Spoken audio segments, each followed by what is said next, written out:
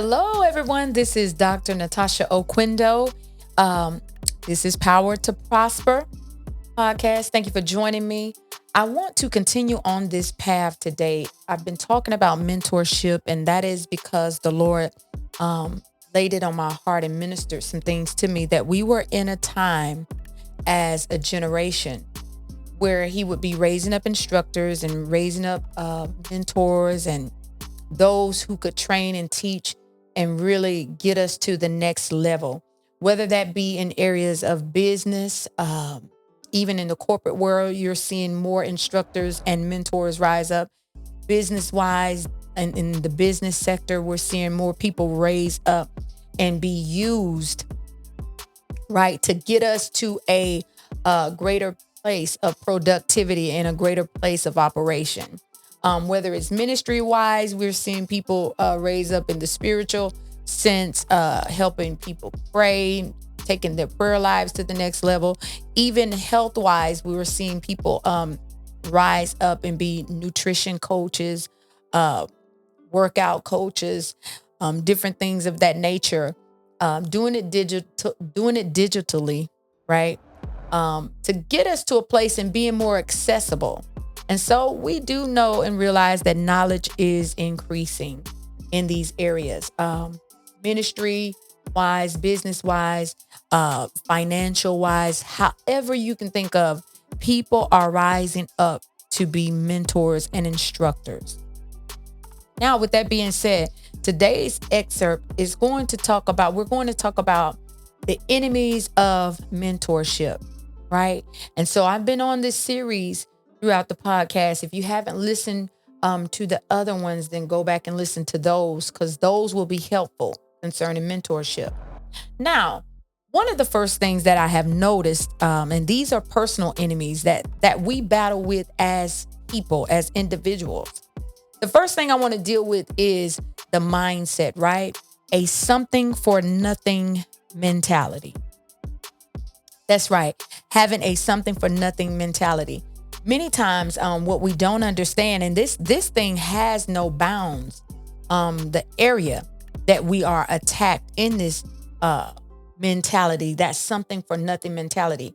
One thing about it breeds a poverty mindset, right?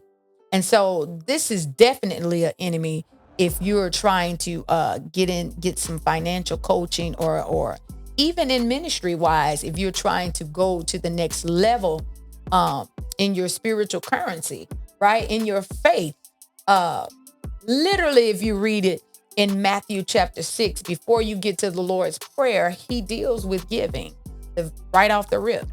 And so I say that to say, having a something for nothing mentality, literally it stems from a place of entitlement, feeling like you're entitled for something, or for somebody to do something for you. Even what I've noticed, economically speaking, it is a welfare mentality. Having that mentality, if you think about it, and a lot of times we're guilty of this, even concerning those of us that are in church and in ministry, and things of that nature. We are guilty of bringing a welfare mentality into the church, right? Even when it comes to business, you have to see these things as an investment. That is the mentality, that you're investing in yourselves, right? And ministry wise, you have to view it as an offering of your service, right? To offer your service is definitely, but you cannot have wanting something or wanting everything for nothing mentality. Because literally what I have seen as a track record in the lives of many people, when you have that mentality, literally you only get just enough. You stay in lack, you stay in want. You may get a need met right then, but then you're in need again.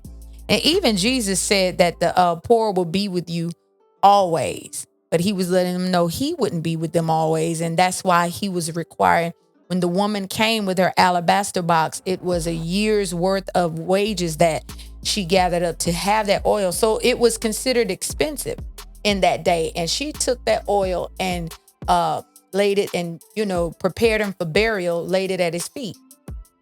So she knew giving Jesus her best and investing her best was going to do something for her future, right?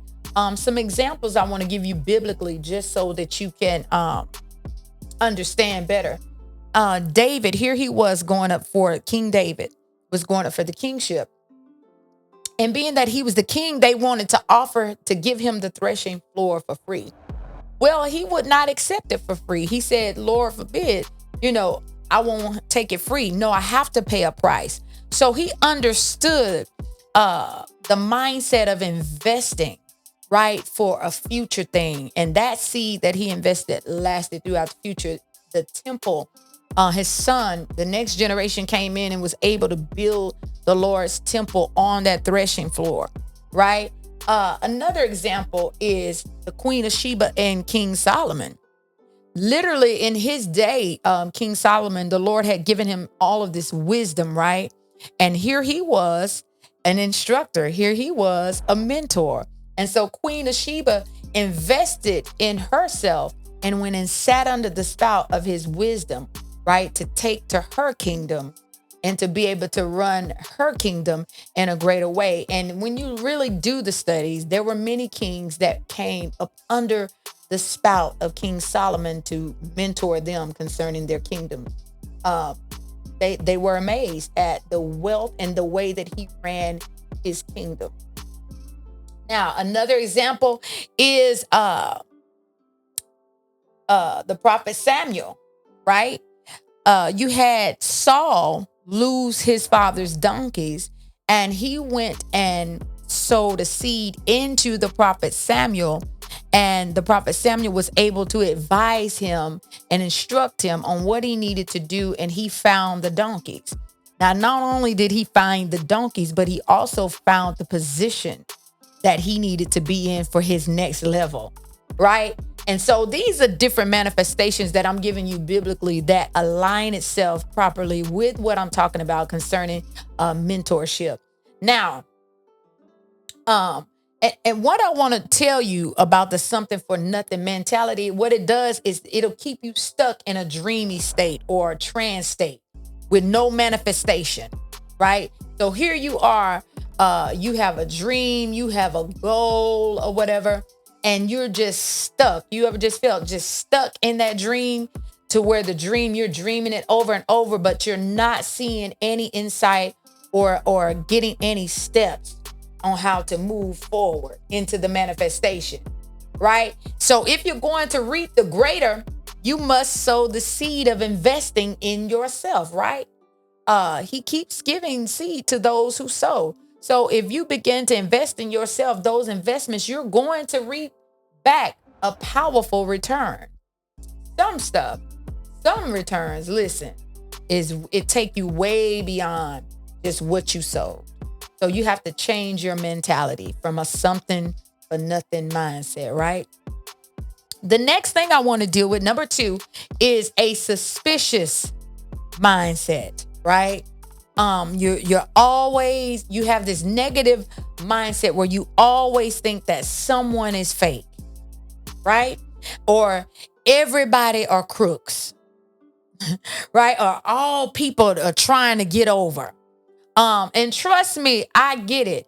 If you are like me and people have tried to use you over and over and over and try to get something for nothing out of you over and over and over, listen, it can mold your mindset into a suspicious mindset where you could just think, all these is crooks, all these is deceptive.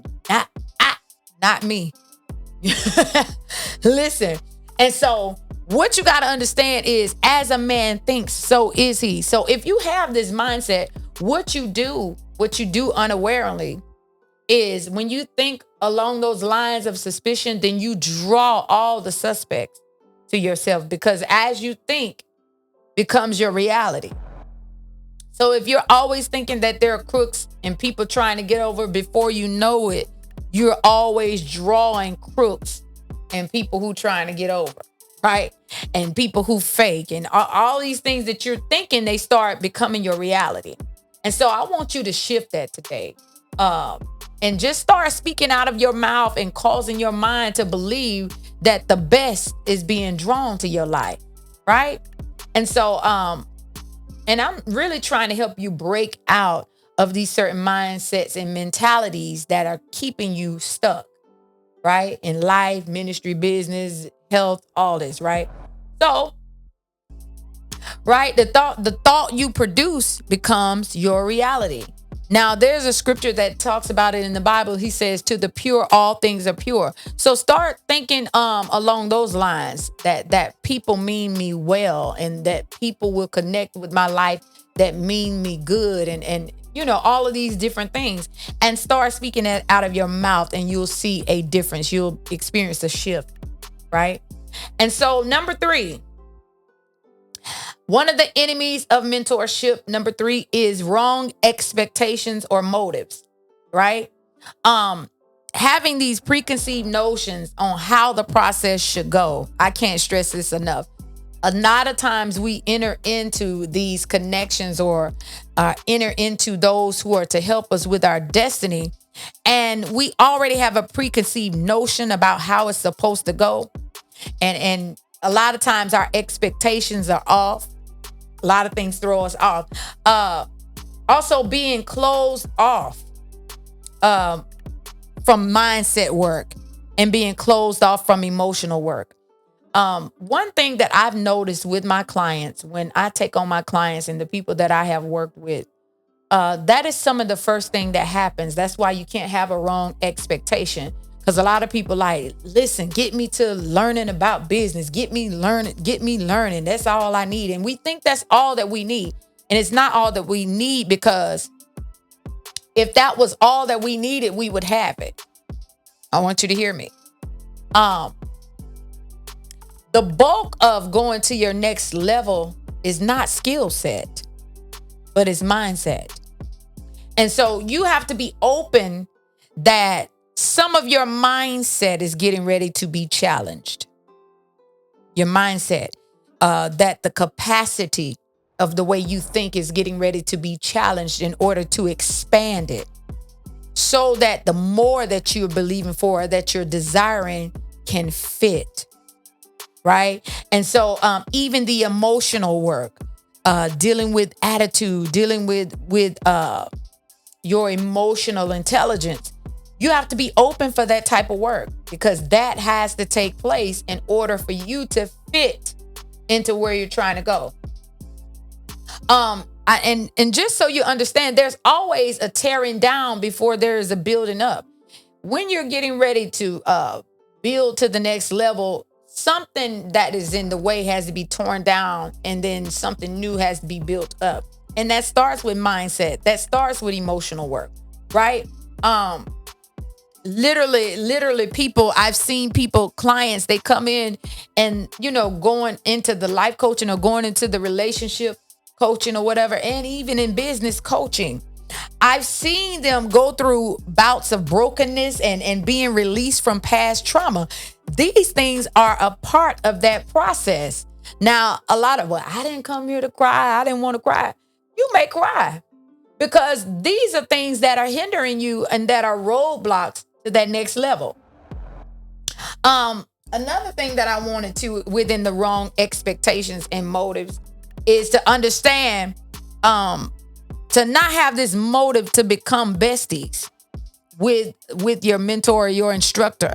Reason being, because I have seen this so many times, I can't count.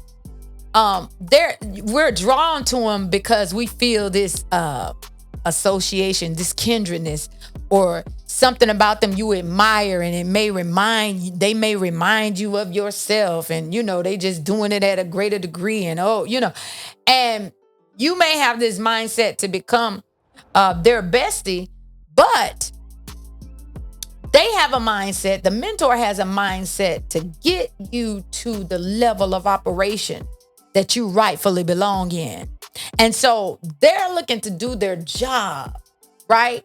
In order for you to have a testimony, right? And so The danger with viewing them as trying to get in to become the bestie and having that wrong expectation or that wrong motive, the danger is that particular mindset breeds a lack of respect, and it takes you over into a familiar space, a familiarity.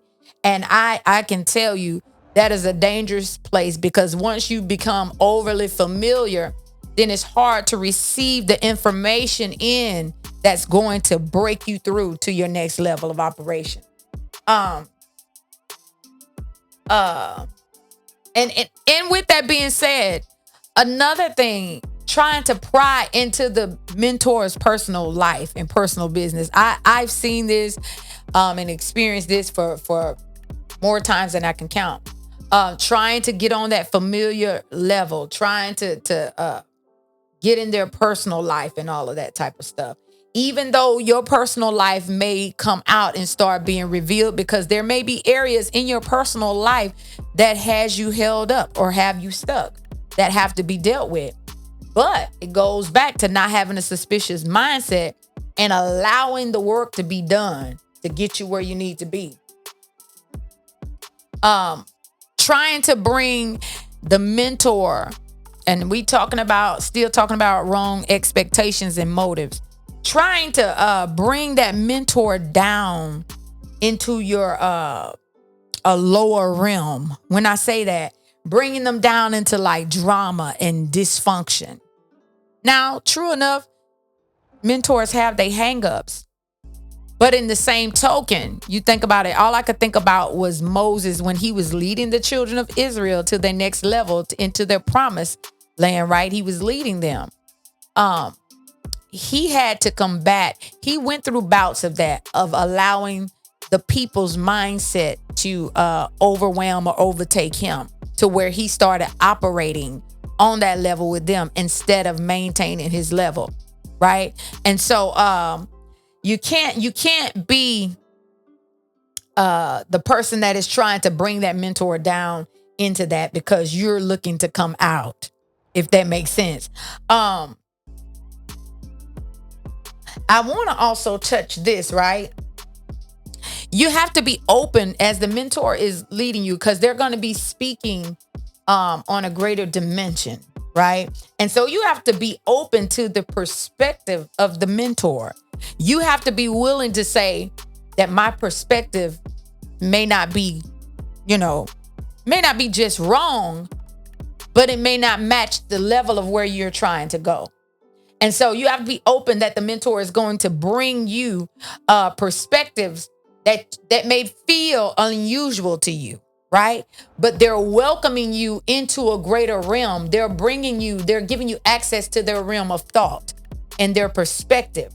And depending on what that is that you're being mentored about, you have to understand and not be suspicious that they may be operating at a greater wavelength than you, rightfully so. And it may seem tough because it may seem as though they're not taking your side, but they're not designed to just take your side, if that makes sense. So I don't want you to misunderstand the mentor's role in your life, if that makes sense, because these are some of the dangers. You having the wrong expectation and preferring, niceness over honesty, right? Oh, you're looking at the tone and all of this, and you're just preferring them to be nice. Listen, nice don't break you out of, into the next level. If you're so focused on the niceness of a thing, but you need to focus on the honesty of a thing or the transparency of a thing, right? So you can really, really break through into, and I'm going to give you an example. Maybe the mentor just come out and tell you they notice how you're moving and they notice your level of operation, and they may confront you and say, look, you're a procrastinator. You're procrastinating in this level. And let's deal with why you're procrastinating, because most times fear is the root cause of procrastination. And so maybe they're calling you out on your stuff and you don't like that. I don't like that you telling me that I'm a procrastinator. And you may know that you're a procrastinator. And you may know that you are fearful and afraid, but you don't like the fact that they're calling you out. But sometimes they have to sound that alarm and call you out on it. And what happens is you leave their presence and it begins to deal with you, right? even in your future state, it begins to deal with you. So that becomes something that you're aware of and look out for and try to combat. And see, that's to give you what you need to combat it, right? Maybe you're in it and don't even realize you're doing it, right?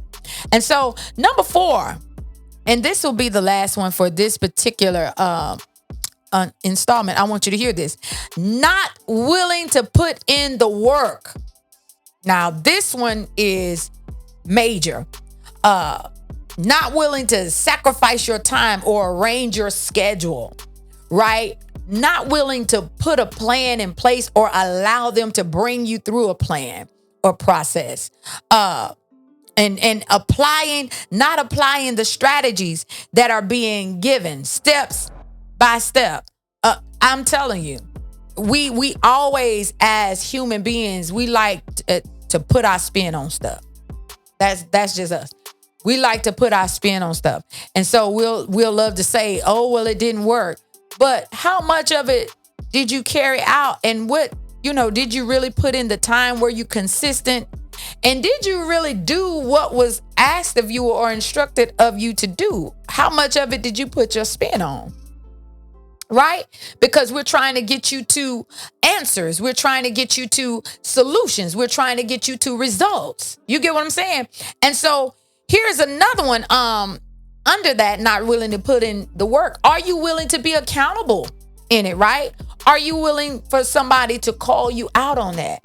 Look, you haven't been consistent. Look, you showing up, but then you're not showing up. You're putting halfway in, and so you're looking to reap a whole with only a half that you're putting in, right? Wanting to have this loose and long range of freedom, right? Instead of discipline and order. That could be a hindrance of not putting in the work, because it takes discipline. It takes order. It takes consistency. It takes planning and sticking with the plan. It takes a system in place and sticking with the system and walking it out and putting your all into it and being gratuitous while you're walking through it. Having that praise mentality and praiseworthy mindset, that gratitude mindset, right? And not giving just grudgingly when you're walking this stuff out. And so also being accountable to your goals being accomplished, right? Having time frames, putting time frames and measures in place. I want to meet my goal by this time. And if I don't meet my goal by that time, okay, the mentor is saying, look, you didn't meet your goal. Let's re-strategize. Now let's see why you didn't meet your goal and being honest about that and dealing with that, right? And so this is the things that you have to be aware of when you're going through a time of mentorship, because your next level is at hand. And it's important that you meet it at the right time or the right era or the right phase in your life, right?